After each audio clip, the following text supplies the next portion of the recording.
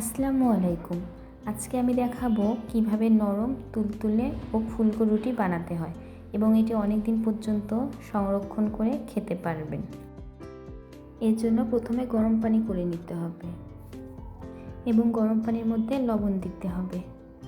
যে যার স্বাদ মতো লবণ দিয়ে নেবেন। আমার পানি ফুটে গিয়েছে।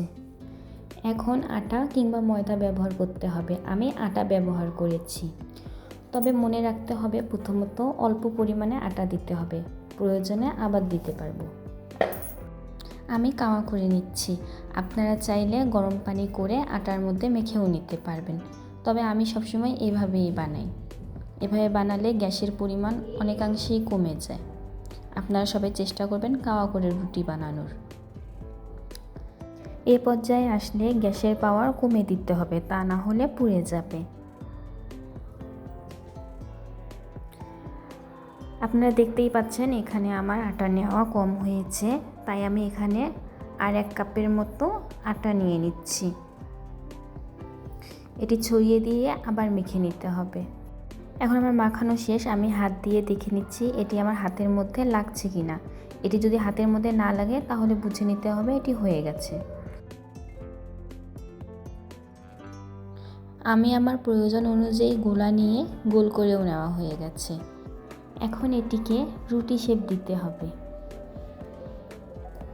আপনারা দেখতেই পাচ্ছেন আমার রুটি বেলানো হয়ে গিয়েছে। আমার সবগুলো রুটি একে একে বেলানো হয়ে গেছে। আমি প্রথম থেকেই তাওয়াটা গরমে বসে দিয়েছি। গরম হয়ে এলে আমি রুটি সেঁকতে দিয়েছি। তবে খুব সেঁকে নিতে যাবেন না, তাহলে পরবর্তীতে খাওয়ার সময় বেশি ভালো লাগবে না। আমি হালকাভাবে সেঁকে নিচ্ছি।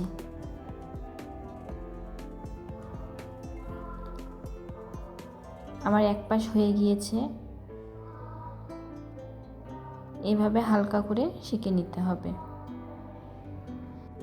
আমি সবগুলো রুটি এভাবেই সেঁকে নিয়েছি। আমার সবগুলো হয়ে গেছে। এখন এগুলো আমি একটা ট্রেতে করে ফ্যানের বাতাসের নিচে 10 মিনিটের জন্য ঠান্ডা হতে রেখে দিব। আমার ঠান্ডা হয়ে গেলে একটা বাটিতে তুলে নিতে হবে। আমি তুলে নিয়েছি এবং ঢাকনা দিয়ে এভাবে ফ্রিজে 10 থেকে 15 দিন পর্যন্ত রেখে পরবর্তীতে ভেজে খেতে পারবেন। রেসিপিটি ভালো লাগলে লাইক, কমেন্ট, শেয়ার, সাবস্ক্রাইব করবেন।